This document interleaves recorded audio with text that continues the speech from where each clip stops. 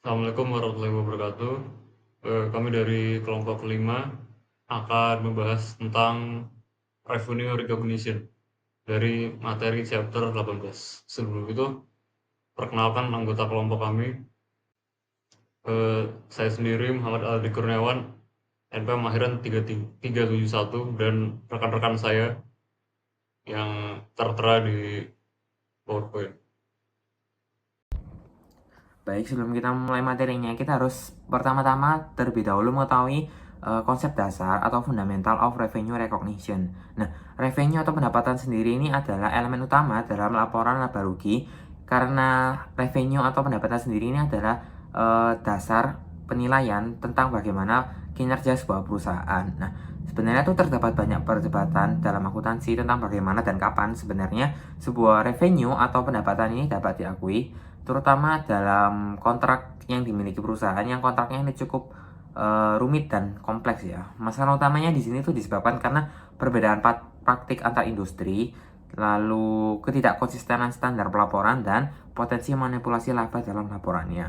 Prinsip revenue recognition sendiri ini pada dasarnya pendapatan diakui ketika direalisasikan atau realizable dan telah diperoleh atau earn. Nah, namun interpretasi berbeda menyebabkan tidak seragaman pelaporan antara satu dan yang lainnya. Nah, IFRS 15 dan ISC 606 ini hadir untuk menyeragamkan aturan atau standar dengan model berbasis 5 langkah. Nanti akan saya jelaskan. Sebelum itu pada tahun 2014 IASB sendiri tuh mengeluarkan standar revenue from contract with customer. Itu sebuah standar yang disamaratakan untuk revenue recognition untuk semua industri dan jurisdiksi di bawahnya. Nah, objektifnya itu untuk establish a stronger framework for handling revenue issues, enhance comparability across entities and markets. Terus yang ketiga, simplify financial statement preparations by reducing numerous requirement atau keperluannya. Dan yang terakhir tuh improve disclosure to clarify the amount, timing, and uncertainty of revenue recognition. Nah, tipe dari revenue recognition situation sendiri ada 4 jenis. Yang pertama itu adalah good sales. Ini diakui ketika kontrol nih berpindah tangan kepada customer. Yang kedua itu adalah service. Nah, ini diakui atau direalisasikan over time using process atau progress measure, lalu use of asset, contohnya royalty, rent, interest. Nah, ini diakui ketika mereka itu digunakan. Dan yang terakhir tuh sale of non-inventory asset. Nah, ini diakui ketika transaksi telah selesai atau sudah berakhir. Nah, baik, seperti yang sudah saya jelaskan tadi di awal, revenue recognition ini memiliki 5 proses tahapan yang perlu dilalui. Nah, yang pertama tuh kita mengidentifikasi kontrak yang akan kita buat dengan klien atau customer kita terlebih dahulu. Yang kedua tuh kita perlu mengidentifikasi obligasi kita setelah kita menandatangani kontrak tersebut. Apa yang perlu kita lakukan lah istilahnya. Nah, yang ketiga tuh kita perlu menentukan transaction price atau harga dari transaksinya. Nah, yang keempat tuh kita perlu mengalokasikan tadi transaction price-nya to performance obligations. Dan yang terakhir tuh kita mengakui revenue atau pendapatan ketika obligasi atau syarat-syarat tadi itu berhasil kita penuhi. Nah, di situ baru kita bisa mengakui revenue atau pendapatan yang sudah tertera dalam kontrak. Selanjutnya ada transaction price and variable considerations. Nah, transaction price ini sendiri tuh bisa jadi fixed cost ataupun variable cost. Variable considerations termasuk seperti diskon, rebate, bonus, and penalty. Nah, ada dua metode estimasinya. Yang pertama itu menggunakan expected value method, yaitu probability weight, dan yang kedua tuh most likely amount atau single best estimate. Nah, revenue atau pendapatan ini hanya akan diakui ketika pendapatan itu highly probable and unlikely to cause significant reversal later. Lalu ada role of contract yang sudah saya jelaskan tadi itu sebelumnya. Nah, kontraknya ini adalah sebuah fondasi untuk revenue recognition. Kontrak yang valid itu harus memenuhi 5 kondisi. Nah, yang pertama itu memiliki commercial substance, yang kedua itu memiliki approval and commitment dari kedua belah pihak, yang ketiga itu adalah memiliki identifikasi yang jelas siapa saja yang bertanda tangan, di dalam kontrak tersebut. Yang keempat itu adalah syarat pembayaran yang jelas, kapan saja pembayarannya harus dibayar atau berapa jumlah pembayarannya. Dan yang terakhir tuh probable collectibility. Lalu ada performance obligation. Nah, performance obligation ini adalah sebuah janji untuk memberikan barang ataupun servis yang memenuhi standar atau setidaknya di atas standar. Jika barang ataupun jasa itu berbeda, mereka tuh diklasifikasikan sebagai satu obligasi, bukan sebagai dua obligasi yang berbeda. Nah, contohnya misalnya saya menjual sebuah traktor dan GPS dalam traktornya itu secara berbeda. Nah, di obligasinya itu juga diakui secara berbeda. Lalu ada recognition revenue over time versus point in time. Nah, di sini ini over time itu ketika customer menerima atau mengkonsumsi barang as performance occurs. Yang kedua tuh customer control the asset as it is created or enhanced. Yang ketiga tuh asset has no alternative use and the company has enforceable right to payment. Lalu untuk point in time, if product is delivered and control transfer once. Proses pengakuan pendapatan 5 langkah. Yang pertama yaitu identifying the contract with customer, yaitu kontrak adalah perjanjian antara dua pihak atau lebih yang menciptakan hak dan kewajiban yang dapat dipaksakan secara hukum. Lalu yang kedua, kontrak bisa berupa tertulis, lisan atau implis dari praktikum bisnis. Yang ketiga yaitu ada syarat kontrak valid, yaitu yang pertama ada substansi komersial, yang kedua disetujui para pihak, yang ketiga hak dan kewajiban yang jelas, yang keempat yaitu ketentuan pembayaran ditetapkan, yang kelima probabilitas tinggi pembayaran bisa dikumpulkan. Catatan penting, jika kontrak bisa diakhiri sepihak tanpa kompensasi, maka tidak ada pengakuan pendapatan hingga ada kinerja nyata. Yang kedua yaitu identifying spirit performance obligation, yaitu yang pertama performance obligation, janji untuk memberikan barang jasa pada pelanggan. Yang kedua yaitu bisa eksplisit, implisit atau kebiasaan bisnis. Yang ketiga yaitu produk atau jasa dianggap distinct bila yang pertama itu dapat memberi manfaat sendiri atau bersama sumber daya lain. Yang kedua tidak saling tergantung secara signifikan dalam kontrak. Terus contohnya yaitu yang pertama kopi ditambah bagel menjadi dua kewajiban terpisah. Yang ketiga latte, kopi plus susu, yaitu suatu kewajiban gabungan. Yang ketiga yaitu mobil plus layanan telematik 6 bulan, yaitu sama dengan dua kewajiban. Dan yang terakhir software, kustomisasi signifikan dianggap satu kewajiban karena independen. Yang ketiga yaitu determining the transaction price, yaitu jumlah pertimbangan yang diharapkan perusahaan dari pelanggan. Faktor yang harus dipertimbangkan yaitu yang pertama adalah variable consideration, yaitu harga bergantung hasil, diskon, volume, bonus, royalty. Yang kedua yaitu estimasi dengan expect value. Yang kedua most likely amount, hanya diakui jika highly problem tidak ada pengembalian pendapatan signifikan. Yang kedua yaitu revenue contraction, jika hasil sangat tidak pasti, misalnya fase berbasis kinerja di pasar modal, maka tidak diakui sampai pasti. Yang ketiga time value of money, yaitu pembayaran ditunda lama, pendapatan diukur dengan nilai wajar. Solusinya dianggap pendapatan bunga jika jangka waktu 1 tahun praktiknya diabaikan.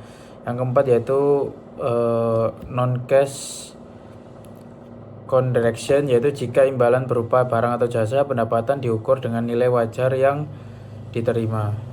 Yang keempat yaitu allocation the transaction price to spirit performance, yaitu yang pertama jika kontrak punya lebih satu dari performance obligation, sama dengan harga transaksi dialokasikan berdasarkan standalone selling price relatif. Yang kedua yaitu metode penentuan standalone selling price, yaitu yang pertama adjustment market assessment approach. Yang B yaitu expected cost plus a margin approach. Yang ketiga yaitu residual approach, yaitu selisih total harga transaksi dikurangi harga transaksi lainnya. Contoh diberikan untuk kontrak yang mencakup peralatan, instalasi, dan pelatihan dialokasikan sesuai nilai wajar masing-masing kewajiban. Proses pengakuan pendapatan 5 langkah.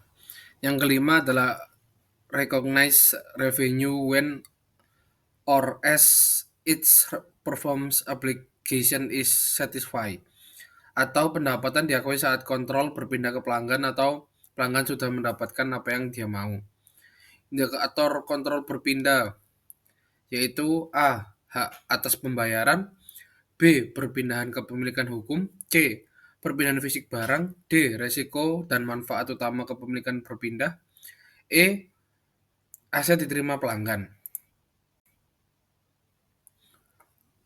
Pendapatan dapat diakui ada dua, yaitu at point in time, misalnya penyerahan barang atau pada saat itu juga, atau overtime bila satu, pelanggan menerima dan mengonsumsi manfaat seiring kinerja. Yang kedua, pelanggan mengendalikan aset yang dibuat atau ditingkatkan. Yang ketiga, tidak ada penggunaan alternatif aset dan hak pembayaran yang dipaksakan. Metode perukuran progres ada dua, yaitu input measure atau biaya dan jam kerja. Yang kedua ada output measures, unit selesai, lantai bangunan jadi, dan lain-lain.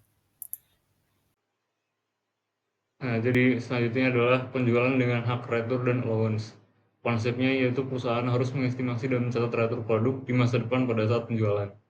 Nah, ini beberapa akun yang penting dalam penjualan dengan retur and allowance ini. Jadi, yang pertama adalah akun sales return dan allowance, yaitu kontra pendapatan. Yang kedua adalah refund liability, itu masuknya ke kewajiban, dan return inventory, itu masuknya ke aset. Nah, contohnya itu Vanden Envy menjual 100 kamera, harga per unitnya yaitu 100 euro, mempertigakan 3 retur. Saat 2 kamera dikembalikan, dicatat seperti berikut, kurangi piutang dan pendapatan, kembalikan nilai inventory dan sesuaikan HPP, lalu pada akhir periode, akui estimasi retur tambahan. Nah, lalu selanjutnya adalah perjanjian khusus atau repurchase dan bill and hold. Jadi konsep dari repurchase agreement ini, jika penjual wajib atau memilih hak beli kembali aset, transaksi dicatat sebagai pembiayaan, bukan penjualan. Contohnya itu Morgana Ltd menjual peralatan dengan kewajiban buyback, dicatat sebagai utang dan bunga diakui selama periode pinjaman. Nah, contohnya itu bill and hold arrangement, barang ditagih tetapi pengiriman fisik ditunda. Syarat akrualnya yaitu alasan substantif, barang siap dan teridentifikasi untuk pembeli, penjual tidak bisa gunakan atau dialihkan. Selanjutnya adalah hubungan principal agent dan consignment. Yang pertama adalah principal dan agent. Principal ini kita ambil contoh aja, maskapai, dia itu yang menyediakan barang atau jasa inti. Sedangkan agent kita ambil contoh misal biro perjalanan. Nah, mereka ini yang memfasilitasi penjualan untuk komisi. Lalu ada pendapatan agent. Ini pendapatan itu merupakan komisi, bukan nilai penuh transaksi. Lalu untuk consignment ini terdapat yang namanya consignor atau pemilik. Mereka ini yang mengirim barang ke consignee atau penjual tanpa mengalihkan kepemilikan. Consignment ini barang tetap aset consignor hingga laku. Lalu consignee ini hanya mencatat kewajiban setelah penjualan terjadi dan pendapatan diakui consignor saat menerima laporan penjualan.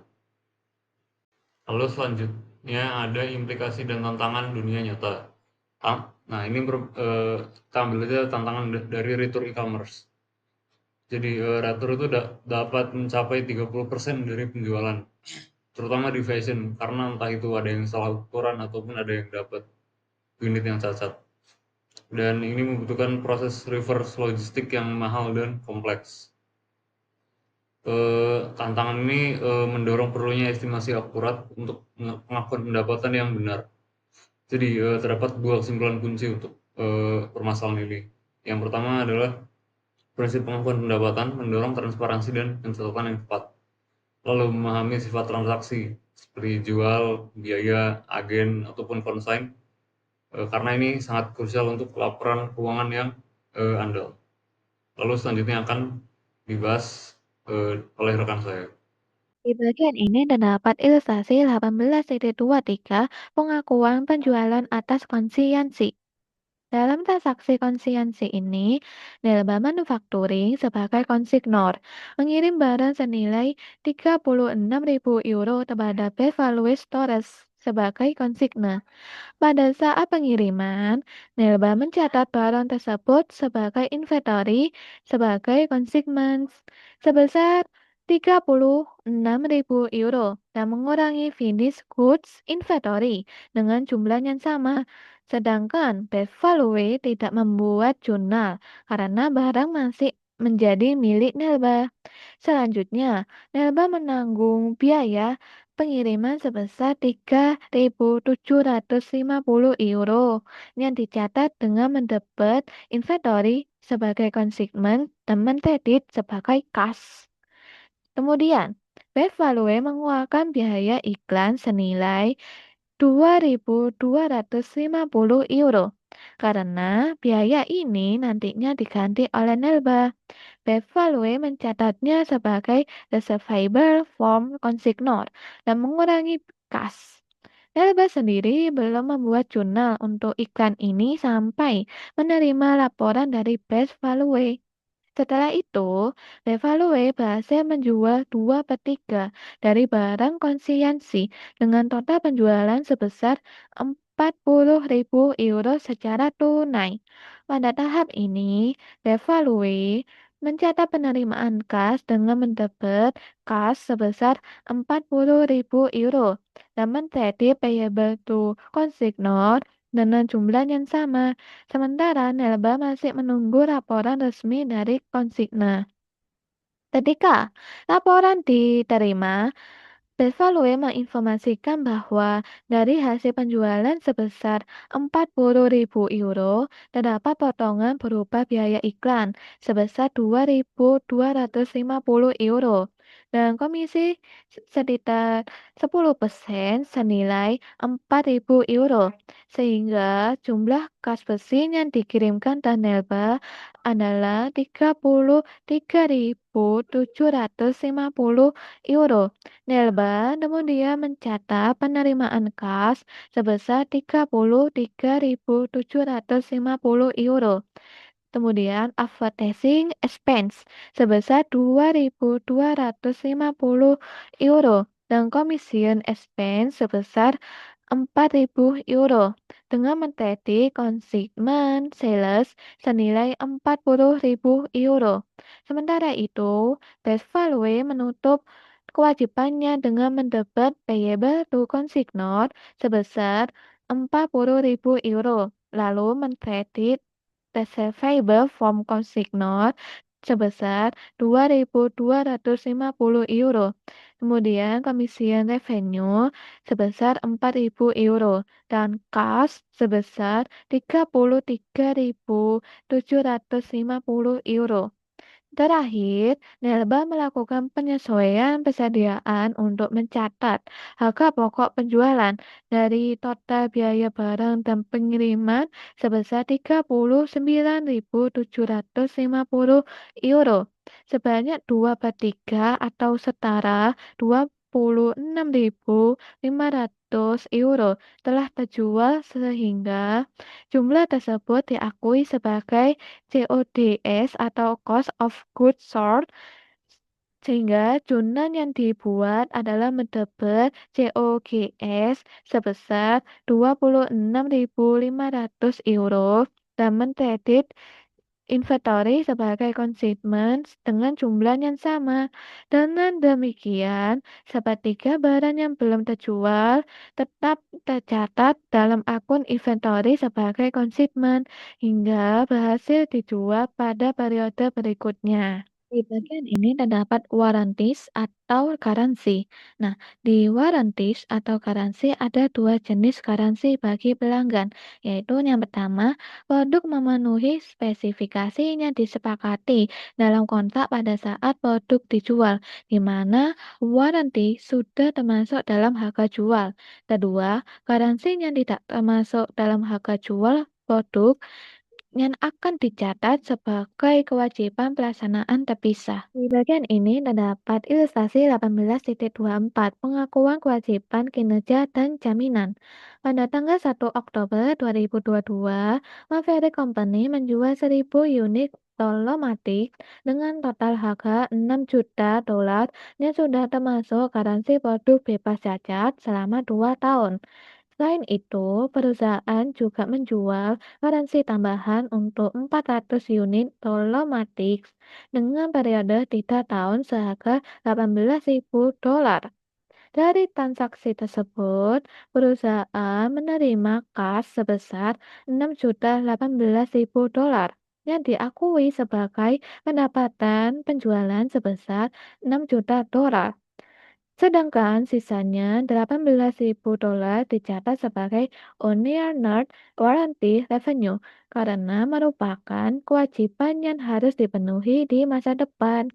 Pada saat yang sama, perusahaan juga mencatat harga pokok penjualan sebesar 4 juta dolar dengan mendebet akun COGS atau Cost of Goods Sold dan mengkredit akun inventory. Selanjutnya, pada tanggal 22 November 2022, perusahaan mengeluarkan biaya garansi terkait produk yang telah dijual dengan total sebesar 28.000 dolar. Biaya tersebut terdiri dari biaya tenaga kerja sebesar 3.000 dolar dan biaya suku cadang sebesar 25.000 dolar. Transaksi ini dicatat dengan mendebet akun warranty expense sebesar 28.000 dolar. Kemudian mengkredit akun salaries and workers payable sebesar 3.000 dolar serta akun inventory atau parts sebesar 25.000 dolar. Kemudian, pada akhir periode pelaporan, yaitu tanggal 31 Desember 2022, Maverick Company belum membuat jurnal penyesuaian untuk memperhitungkan estimasi biaya garansi yang kemungkinan masih akan timbul di masa mendatang. Sehingga, berdasarkan estimasi, perusahaan memperkirakan total biaya garansi sebesar 44.000 dolar. Oleh karena itu, perusahaan mencatat jurnal penyesuaian dengan mendebet akun warranty expense sebesar 44.000 dolar dan mengkredit akun warranty liability dengan jumlah yang sama. Di bagian ini terdapat biaya muka yang tidak dapat dikembalikan. Nah, di biaya muka yang tidak dapat dikembalikan merupakan pembayaran dari pelanggan sebelum perusahaan mengirimkan produk atau menyerahkan jasa. Pada umumnya, berhubungan dengan inisiasi, aktivasi, atau penyiapan barang atau jasa yang akan diberikan di kemudian hari. Sehingga pada sebagian besar, kasus pembayaran di muka bersifat tidak dapat dikembalikan dengan contoh biaya keanggotaan klub kesehatan, atau biaya aktivasi ke telepon, internet, atau TV kabel. Di bagian ini terdapat penyajian aset dan liabilitas kontrak. Nah, di penyajian aset dan liabilitas kontrak terdapat aset kontrak ada dua jenis, yaitu yang pertama hak tanpa syarat, yaitu hak untuk menerima pembayaran dikarenakan perusahaan telah memenuhi kewajiban pelaksanaannya. Kedua, hak bersyarat, yaitu hak untuk menerima pembayaran dikarenakan perusahaan telah memenuhi satu kewajiban pelaksanaannya, tetapi masih ada kewajiban pelaksanaan lainnya yang harus diserahkan sebelum dapat menagih ke pelanggan. Di bagian ini terdapat ilustrasi 18.27 pengakuan dan penyajian kontrak aset. Pada tanggal 1 Januari 2022, Fin ASA menandatangani kontrak dengan Overmind Overstock untuk mengirimkan produk A dan produk B dengan nilai kontrak sebesar 100.000 euro. Sesuai perjanjian, pembayaran baru akan diterima setelah kedua produk terkirim. Karena pada tanggal tersebut belum ada kinerja yang dilakukan baik oleh Fin maupun Overmind, maka tidak diperlukan pencatatan jurnal. Kemudian pada tanggal 1 Februari 2022, Fin mengirimkan produk A dengan nilai jual tersendiri sebesar 30.000 euro. Pada saat itu, Fin telah memenuhi sebagian kewajibannya sehingga diakui sebagai pendapatan sebesar 30.000 euro. Namun, karena pembayaran belum bisa ditagih sampai produk B juga terkirim, maka perusahaan mencatatnya sebagai kontrak aset sebesar 30.000 euro dengan jurnal mendebit kontrak aset dan mendebit sales revenue. Selanjutnya, pada tanggal 1 Maret 2022, Tim menyelesaikan kewajibannya dengan mengirimkan produk B yang bernilai 70.000 euro. Dengan pengiriman tersebut, Tim berhak menagih seluruh nilai kontrak sebesar 100.000 euro.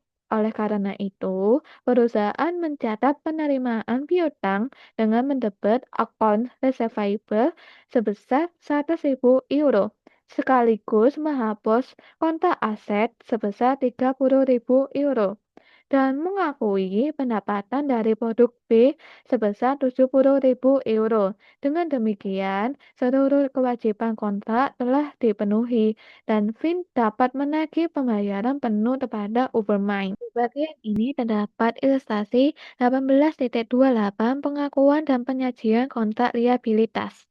Pada tanggal 1 Maret 2022, Henley Company mendatangani kontrak untuk mengirimkan produk ke Purple Inc. pada tanggal 31 Juli 2022 dengan harga penuh sebesar 10.000 dolar. Pada tanggal tersebut belum ada transaksi yang dicatat karena kedua belah pihak belum melaksanakan kewajibannya.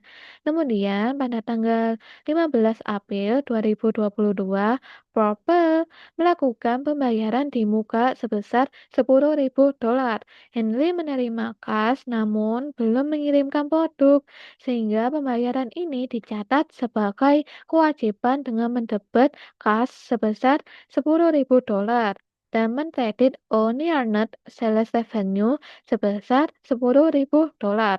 Selanjutnya, pada tanggal 31 Juli 2022, Henley memenuhi kewajibannya dengan mengirimkan produk kepada Purple. Pada saat itu, pendapatan dapat diakui, sehingga memindahkan kewajiban yang sebelumnya dicatat pendapatan dengan mendebit O'Neill sales revenue sebesar 10.000 dolar dan mengkredit sales revenue sebesar 10.000 dolar. Selain itu, Henley juga mencatat harga pokok penjualan produk tersebut sebesar 7.500 dolar dengan mendebit COGS atau Cost of Goods Sold dan mengkredit inventory. Di bagian ini terdapat penyajian pada modifikasi kontrak. Nah, dimodifikasi kontrak merupakan perubahan terhadap syarat-syarat kontrak pada saat kontrak sedang berlangsung.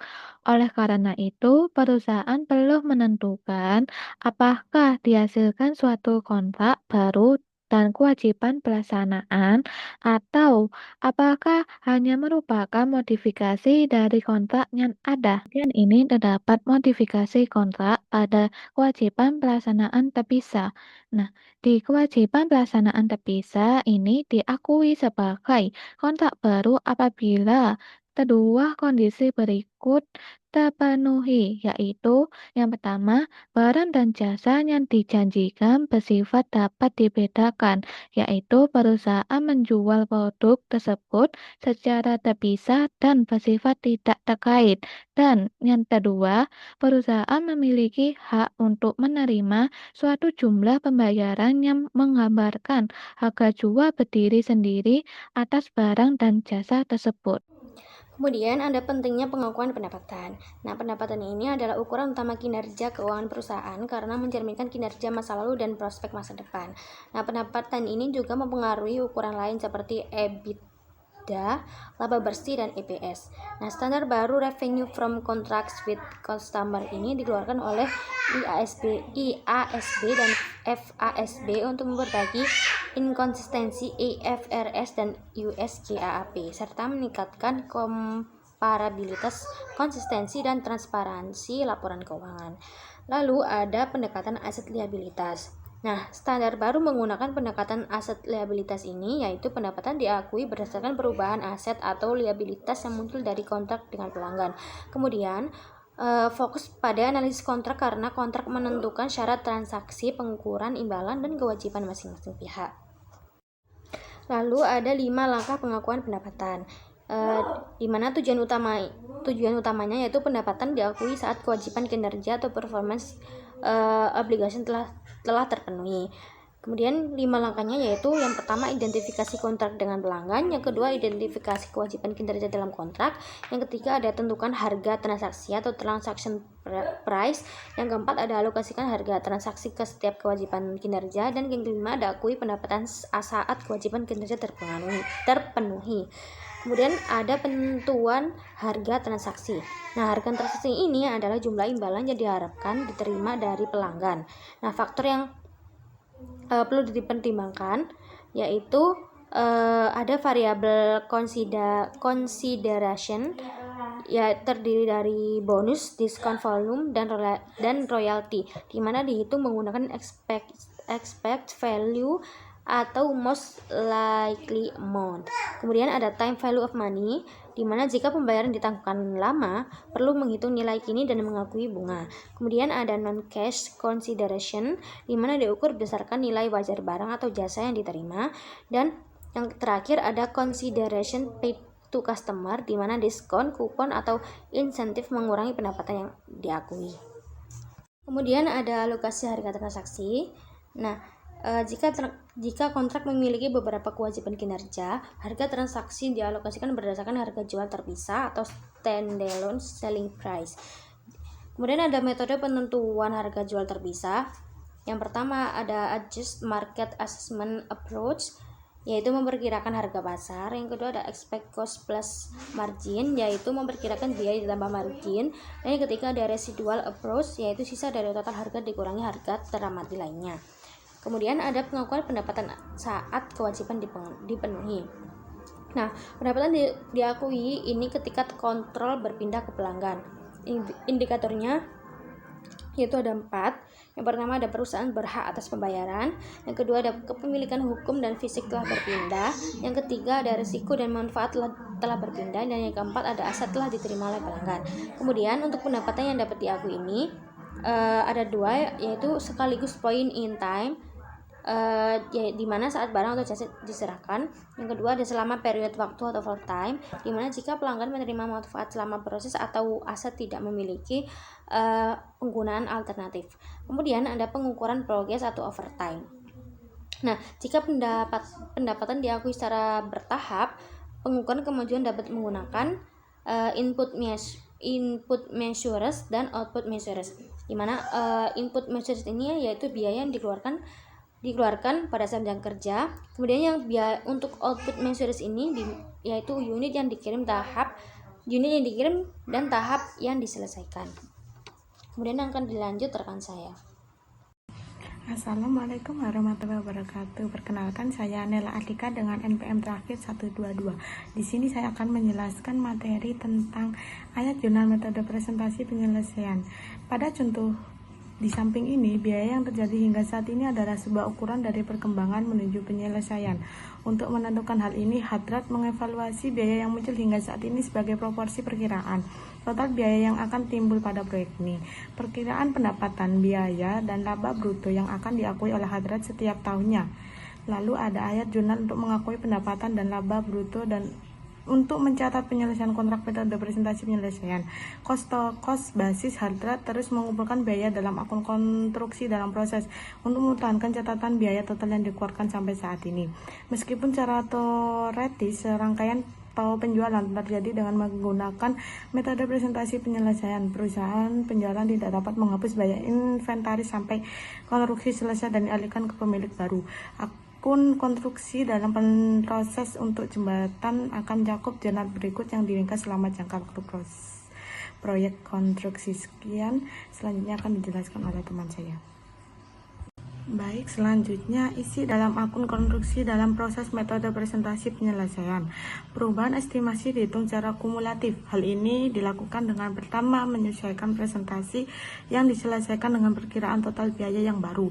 Artinya, perusahaan memperhitungkan perubahan estimasi pada periode terjadi perubahan. Dengan cara itu, laporan posisi keuangan pada akhir periode perubahan dan akuntansi dalam periode-periode berikut disajikan sebagai halnya jika estimasi yang direvisi merupakan estimasi yang digunakan sejak awal. Selanjutnya ada penyajian laporan keuangan presentasi penyelesaian umumnya. Ketika sebuah perusahaan mencatat piutang dari penjualan tersebut mengurangkan dari akun persediaan. Namun dengan metode presentasi penyelesaian perusahaan terus mencatat piutang dan persediaan. Selama masa kontrak, Hadrat melaporkan dalam laporan posisi keuangan terkait perbedaan di antara akun konstruksi dalam proses dan akun penagihan atas konstruksi dalam proses. Jika jumlah tersebut berada di sisi debit, maka Hadrat melaporkan sebagai aset lancar. Jika jumlah tersebut berada di sisi kredit, maka perusahaan melaporkan sebagai liabilitas jangka pendek. Selanjutnya, perhitungan nilai kontrak yang belum ditagih pada tanggal 31 Desember 2010. Pada kasus ini, jumlah tagihan dapat melebihi biaya yang dikeluarkan ditambah laba bruto sampai saat ini. Dalam hal ini, Hadrat melaporkan kelebihan ini sebagai liabilitas jangka pendek yang berjudul tagihan melebihi biaya dan laba yang diakui dalam kasus seperti ini. Perusahaan memilah-milah kontraknya. Sisi aset hanya mencakup kontrak-kontrak yang mana biaya dan laba yang diakui melebihi tagihan. Selanjutnya, sisi liabilitas hanya mencakup kontrak yang mana tagihan melebihi biaya dan laba yang diakui. Penyajian berupa pengungkapan terpisah antara jumlah tagihan dan biaya lebih disukai daripada penyajian berupa ringkasan selisih neto. Selanjutnya ada metode pemulihan biaya atau zero profit. Sepanjang tahap awal dari kontrak perubahan seperti ALCET atau FRA, mungkin tidak dapat memperkirakan hasil penjualan kontrak konstruksi jangka panjang dengan andal. Meskipun demikian, Alcatel-Lucent yakin bahwa mereka akan dapat memulihkan biaya kontrak yang dikeluarkan. Setelah seluruh biaya telah dikeluarkan, laba bruto dapat diakui untuk mengilustrasikan metode pemulihan biaya untuk proyek jembatan yang diilustrasikan pada halaman awal. Hadrat konklusi akan melaporkan pendapatan dan biaya berikut untuk tahun 2010 sampai 2012. Selanjutnya akan dijelaskan oleh rekan saya. Selanjutnya ada revenue recognition for franchise, yaitu adalah perjanjian bisnis di mana franchisor atau pemberi waralaba memberikan hak kepada franchise pada waralaba untuk menjalankan usaha dengan merek sistem dan dukungan tertentu. Nah, sumber pendapatan dari franchisor ini dari penjualan franchise awal dan biaya berkelanjutan dari penjualan atau layanan franchise. Franchisor biasanya juga memberikan layanan seperti pemilihan lokasi, desain pembangunan, pelatihan, pengendalian kualitas, iklan, dan juga promosi. Franchise accounting. Setiap kontak franchise dianalisis untuk mengidentifikasi kewajiban kinerja, seperti hak membuka usaha dan penggunaan merek, pelatihan dan penyediaan peralatan, serta biaya berkelanjutan. Initial franchise fee atau pembayaran awal untuk hak usaha dan layanan awal yang diakui sesuai kewajiban kinerja yang dipenuhi. Continuing fees atau royalty diakui ketika ketidakpastian jumlah royalty teratasi. Nah, contohnya seperti Times Pizza, Food Trade Court. franchise membayar 50.000 sebagian di muka, sisanya dengan cicilan. Kewajiban kinerja, hak atas merek, pelatihan kinerja masing-masing diakui sebagai waktu pemenuhan, serta royalti 1% penjualan diakui saat penjualan benar-benar terjadi. Recognition of franchise rights revenue over time.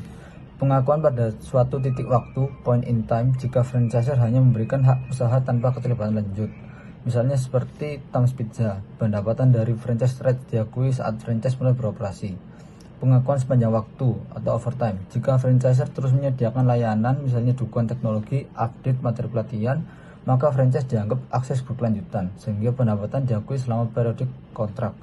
Contoh Tech Solvers Code, yaitu franchise membayar $5.000 dengan royalti 7% penjualan tahunan. Franchisor terus memberi layanan update teknologi, manual, pelatihan, serta iklan. Hak franchise dukungan teknologi dianggap satu kewajiban kerja dipenuhi sepanjang 5 tahun kontrak. Pendapatan awal diakui secara bertahap, misalnya seperti garis lurus, royalti diakui ketika penjualan terjadi, variable consideration. Sekian presentasi dari kelompok kami, semoga presentasi dari materi yang kita presentasikan ini bermanfaat ke depannya. Sekian dan terima kasih. Wassalamualaikum warahmatullahi wabarakatuh.